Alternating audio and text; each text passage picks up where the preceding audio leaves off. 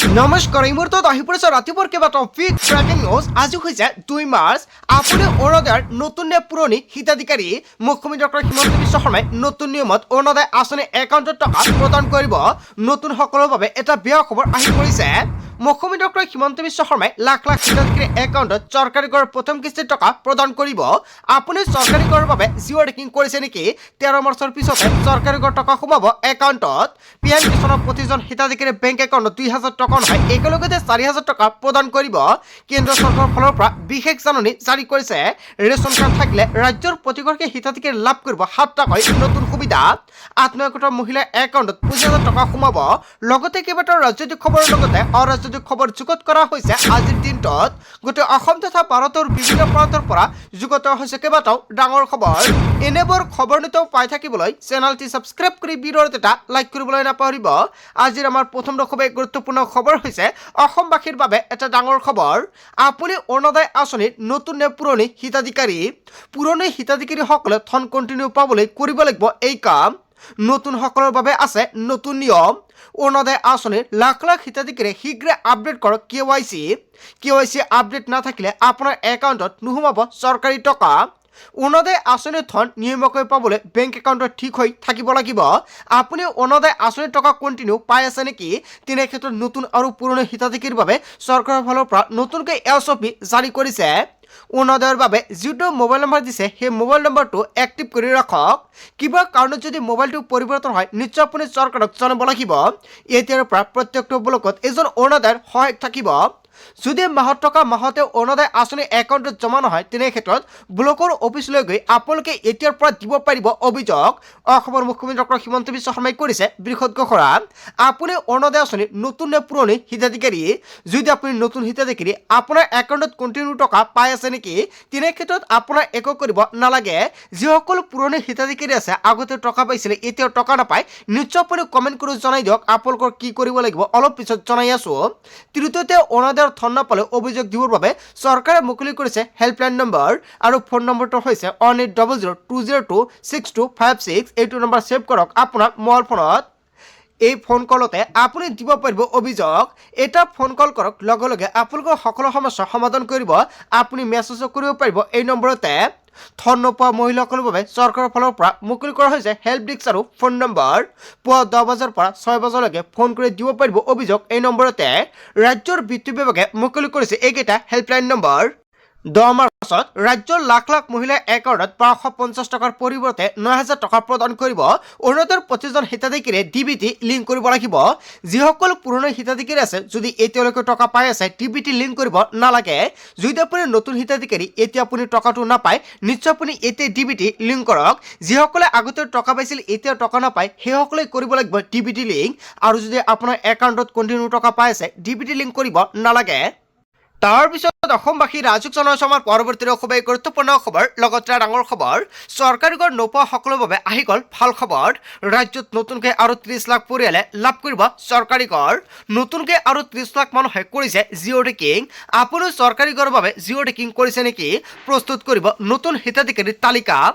কোনো দৰিদ্ৰ পৰিয়াল বাদ নপৰে পকীকৰ লাভৰ পৰা। জিঅ' টেকিং কৰি থোৱা প্ৰায় 3,25,000 লোকে পাব চৰকাৰী কৰ। ইয়াৰ পাছতে সম্পূৰ্ণ হ'ব প্ৰায় 30 লাখ মানুহৰ জিঅ' টেকিং। কিস্তি হিচাপত ধন দিয়া হ'ব ঘৰ নিৰ্মাণ কৰিবলৈ। প্ৰথম কিস্তিৰ ধন পোৱাৰ লগে লগে ঘৰৰ ফাউণ্ডেশ্যন লেভেললৈকে বনাব লাগিব আপুনি। ঘৰ বনোৱা আৰম্ভ নকৰিলে দ্বিতীয় কিস্তিৰ টকা নাপাব। যিসকলে প্ৰধানমন্ত্ৰী আৱাস যোজনাৰ চৰকাৰী ঘৰৰ প্ৰথম কিস্তিৰ টকা পাইছে আপুনি ঘৰৰ ফাউণ্ডেশ্যন লেভেললৈকে বনাইছে নেকি? যদি বনাইছে অতি শীঘ্ৰে আপুনি পঞ্চায়তত গৈ খবৰ কৰক। যেতিয়ালৈকে আপোনাৰ ঘৰৰ পুনৰ ফটো নামাৰে তেতিয়ালৈকে আপোনাৰ একাউণ্টত তৃতীয় কিস্তিৰ টকা নাপাব। ঘৰ বনোৱা আৰম্ভ নকৰিলে তৃতীয় কিস্তিৰ টকা নাপাব আপোনালোকৰ একাউণ্টত। গতিকে PMAY ধন পোৱাৰ লগে লগে আপুনি ঘৰ বনাওক, অন্যথা নাপাব চৰকাৰী আৰু সা সুবিধা। অসমত কোনেও কেঁচা ঘৰত থাকিব নালাগে প্ৰতিশ্ৰুতি দিছে অসমৰ মুখ্যমন্ত্ৰী ডক্টৰ হিমন্ত বিশ্ব শৰ্মাই।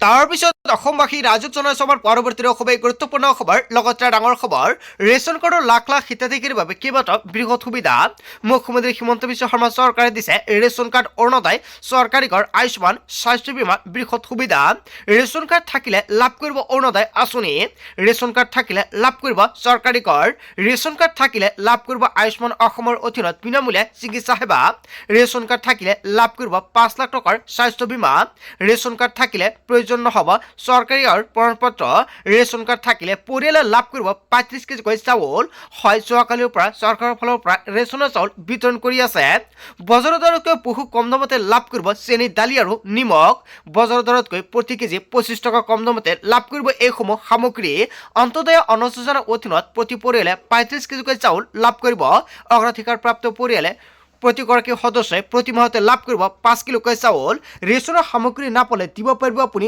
অভিযোগ ইয়াৰ বাবে হেল্পলাইন নম্বৰ মুকলি কৰিছে চৰকাৰৰ ফালৰ পৰা হেল্পলাইন নম্বৰটো হৈছে 180034536111 এইটো নম্বৰ ছেভ কৰি ৰাখক আপোনাৰ মোবাইল ফোনত যদি আপোনাৰ ৰেচন কাৰ্ড আছে তেনে ক্ষেত্ৰত 1 মাৰ্চৰ পৰা 10 মাৰ্চৰ ভিতৰতে ৰেচনৰ চাউল সংগ্ৰহ কৰিব লাগিব লগতে চেনি দালি আৰু নিমখ আপুনি ল'ব লাগিব আৰু 10 মাৰ্চৰ পূৰ্বে আপুনি ফিংগাৰ দি সংগ্ৰহ কৰক এইকেইবিধ সামগ্ৰী নিৰ্বাচনৰ বিজেপি জয়ী হলে পুনৰ মুখ্যমন্ত্ৰী ডক্টৰ হিমন্ত বিশ্ব শৰ্মাই প্ৰতিশ্ৰুতি দিছে মিঠাতেল প্ৰদান কৰিব আৰু চেনি দালি নিমখ সম্পূৰ্ণ বিনামূলীয়াকৈ প্ৰদান কৰিব বুলি মুখ্যমন্ত্ৰী ডক্টৰ হিমন্ত বিশ্ব শৰ্মাই আশ্বাস দিছে তাৰ পিছত অসমবাসী ৰাইজক জনাইছো আমাৰ পৰৱৰ্তী খুবেই গুৰুত্বপূৰ্ণ খবৰ লগতে ডাঙৰ খবৰ মুখ্যমন্ত্ৰীৰ ৰাজ্যৰ লাখ লাখ মহিলাক দি হ'লে 3টা পদ এইকেইটা কাম কৰিলে পুনৰ পাব চৰকাৰী ধন 10,000 টকা লাভ কৰা সকলো মহিলাই কৰিব লাগিব বিশেষ কেইটামান কাম নম্বৰ 1 10,000 টকা 10 দিনীয়া গোটত দিব পাৰিব সকলো মহিলাই নম্বৰ 2 মহিলাই নিজেও ব্যৱসায় আৰম্ভ কৰিব পাৰিব নম্বৰ 3 স্বামীৰ ব্যৱসায়ৰ ক্ষেত্ৰত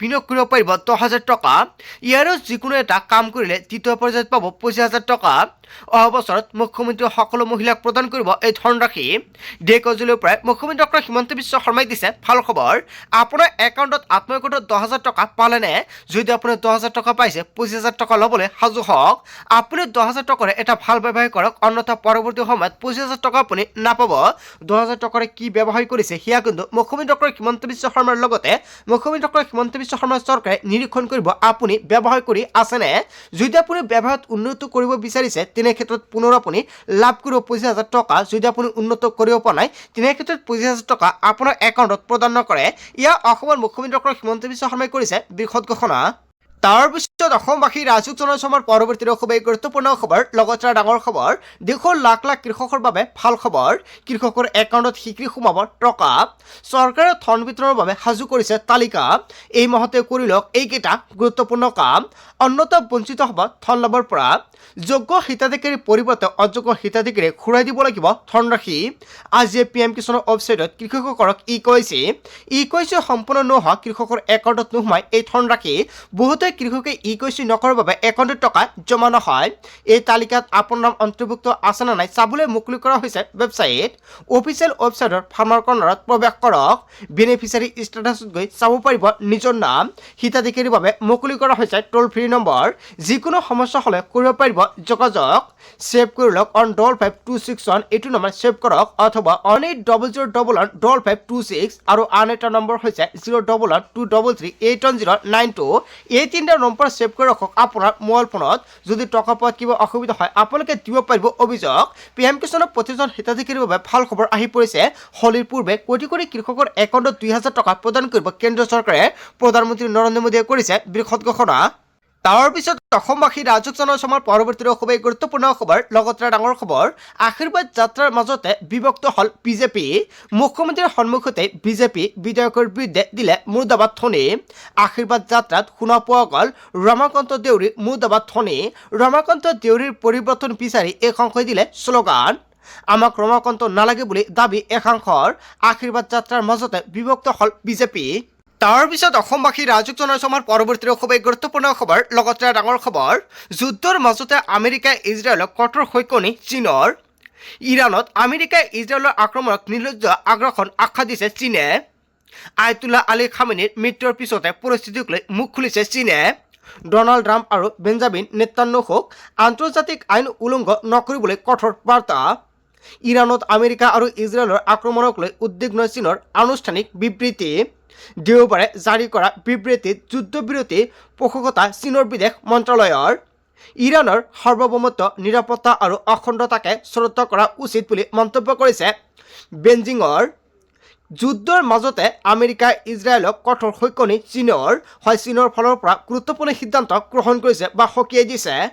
তাৰ পিছত অসমবাসী ৰাজক জনাইছে আমাৰ পৰৱৰ্তী খুবেই গুৰুত্বপূৰ্ণ খবৰ। লগতে ডাঙৰ খবৰ, ইজৰাইল আমেৰিকাৰ কঠোৰ বাৰ্তা, ৰাছিয়াৰ ৰাষ্ট্ৰপতি পুটিনৰ আন্তঃৰাষ্ট্ৰীয় আইন উলংঘন কৰিছে ইজৰাইল আৰু আমেৰিকাই। খামেনেইৰ মৃত্যুক ঘৃণনীয় হত্যাকাণ্ড আখ্যা দিছে পুটিনে। শীঘ্ৰে আমেৰিকাই ইজৰাইলক আক্ৰমণ বন্ধ কৰিবলৈ দাবী ৰাছিয়াৰ। বিপদজনক পথত আগবাঢ়িছে আমেৰিকা আৰু ইজৰাইলে। আন্তঃৰাষ্ট্ৰীয় আইনক ধূলিসাৎ কৰিছে আমেৰিকাই।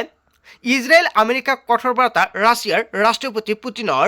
তাৰপিছত অসমবাসী ৰাজক জনাইছে আমাৰ পৰৱৰ্তী খুবেই গুৰুত্বপূৰ্ণ খবৰ। লগতে ডাঙৰ খবৰ, আজিৰ পৰা দেশত সলনি হ'ল 7টা নতুন নিয়ম। নতুন নিয়মেৰে 7টা কাম কৰিব লাগিব কোটি কোটি জনতাই। গ্ৰাহকে খালী কৰিব নোৱাৰিব বেংক একাউণ্ট। আপোনাৰ বেংক একাউণ্ট আছে নেকি?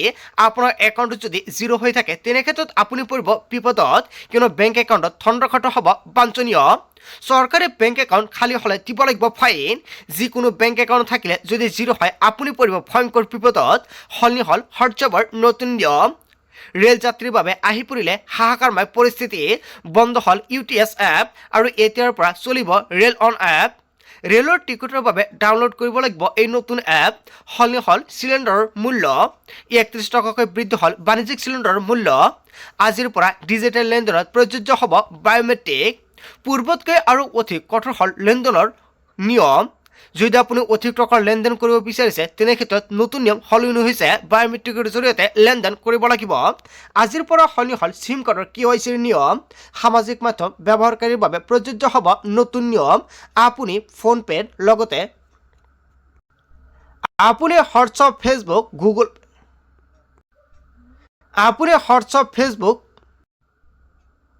হোৱাটছআপ, ফেচবুক, ইনষ্টাগ্ৰাম আদি ব্যৱহাৰ কৰিব নোৱাৰিব চিম নোহোৱাকৈ। যদি আপুনি ৱাইফাই লয় তথাপিও আপুনি ব্যৱহাৰ কৰিব নোৱাৰিব। আজিৰ পৰা দেশত সলনি হৈছে 7টা নতুন নিয়ম 1 মাৰ্চৰ পৰা, আৰু বহুকেইটা নতুন নিয়ম সলনি হৈছে। কি কি নিয়ম সলনি হৈছে নিশ্চয় নেক্সট ভিডিঅ'ত জনাই দিম। বন্ধু বান্ধৱীসকল, আজিৰ মূল ভিডিঅ'খনত আপোনালোকক এইখিনি সৰু কেইটামান ইনফৰমেশ্যন দিবলগীয়া আছিলে। ভিডিঅ'টি ভাল লাগিলে লাইক, কমেণ্ট, শ্বেয়াৰ কৰক। চ' থেংক ইউ ফৰ ৱাচিং ফুল ভিডিঅ'।